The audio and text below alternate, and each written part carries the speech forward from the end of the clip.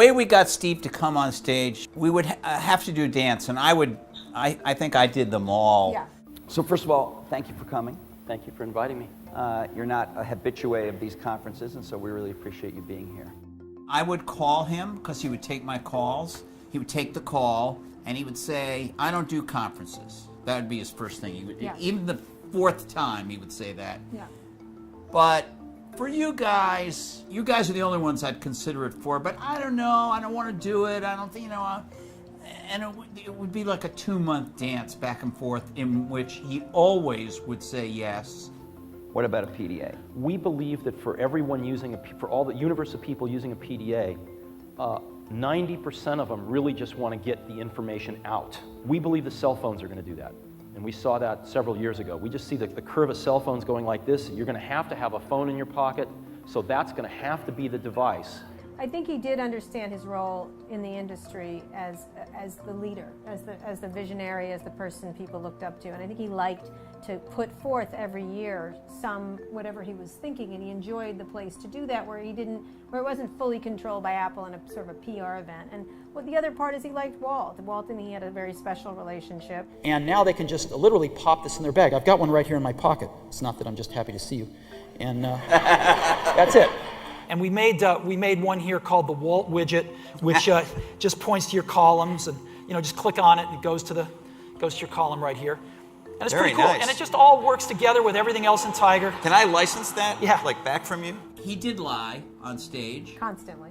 If you look back, at least, I don't know about Always. constantly, but on Every the year. big things. Every year we'd say, what are you lying about this year? And one of the biggest lies was the phone one, where he told us one year, he said we asked him if he was going to do a phone, and there were rumors and this and that, and he goes... The problem with the phone is that,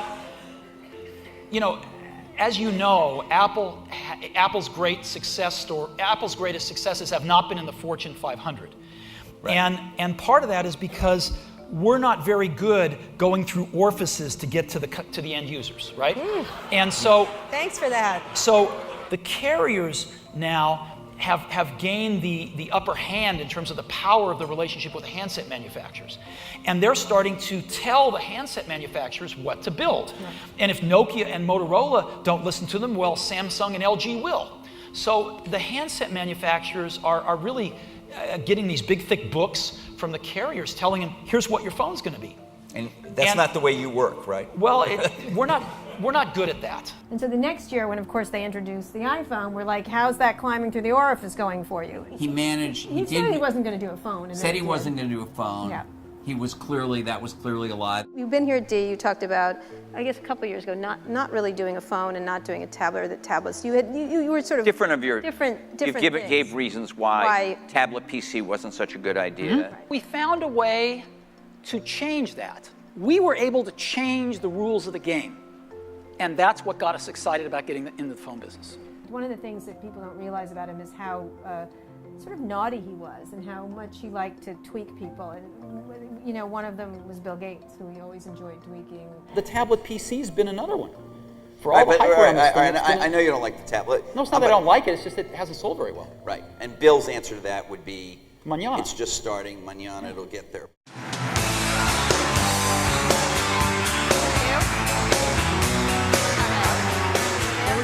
Why don't you sit here? Bill can sit here. In those days, Karen and I just did all the decisions about speakers just together, and we had for a couple of years thought about doing this, but we just assumed they would never do this together because they didn't like each other in a lot of ways, in pretty harsh ways if you talk to them privately. I took it on, and I started with Jobs, because Gates appeared at a lot of different conferences and Jobs only appeared at ours, and I figured he would say no. And he said, do you think Bill really would do this? And I said, well, I started with you, but I think if you'll do it, he'll do it. It's my guess. The first question I kind of was interested in asking is what you think each has contributed to the computer and technology industry, starting with you, Steve, for Bill. Well, Bill built the first software company in the industry. And I think he built the first software company before anybody really in our industry knew what a software company was, except for these guys. And that was huge. That was really huge. And the business model that they ended up pursuing turned out to be the one that worked really well, for the industry. So I think, but the biggest thing was Bill was really focused on software before almost anybody else had a clue that it was really the software. Bill, how about the contribution of Steve and Apple? Well, first I want to clarify, I'm not fake Steve Jobs.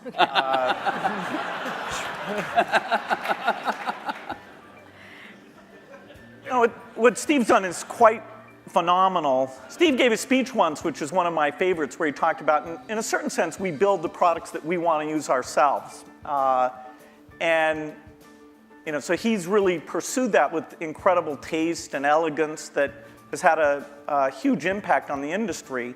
Part of the deal was they each got another block Right, in the by conference. themselves. And so Walt was interviewing Jobs, and he was asking about the popularity of iTunes on Windows. I said, what is it like? How does it feel to be a big Windows developer and have Right. one of the most popular things on Windows? And Jobs was just waiting for it. It was like, I'm going to hit this one right out of the park. And he goes, It's like giving a glass of ice water to somebody in hell. okay, Microsoft is hell, right? Like, it was like so bad. And so we get to the room, and Gates is already not the most... green room. The green room. And Gates is literally not the most communicative person in the world. You already have time, like, he just is not that communicative. And he comes in and he's silent. He's like really like not communicating. He's mad, sullen. He's like looking down. It's like, monosyllabic. and we're like, oh, this is like the greatest historic interview of all time, and they're not going to talk to each other. We say something that causes all of a sudden Gates looks up, like some question, I don't remember what it was, and he goes, well, as the representative from hell, I can tell you, and everyone's like silent, and for some reason Jobs in his hand had a bottle of water with condensation all over it. Yeah, he had was just really taken cold. it out of the ice. He did, and so it was perfect. He goes, here, let me help you. And he hands him the water, and for some reason, it broke the ice. It was really, Gates he laughed, and and it was okay. They both laughed. But what's the greatest misunderstanding between your relationship and about each other? What would you say would be this idea of catfight, this idea of which one of the many? We've kept our marriage secret for over a decade now.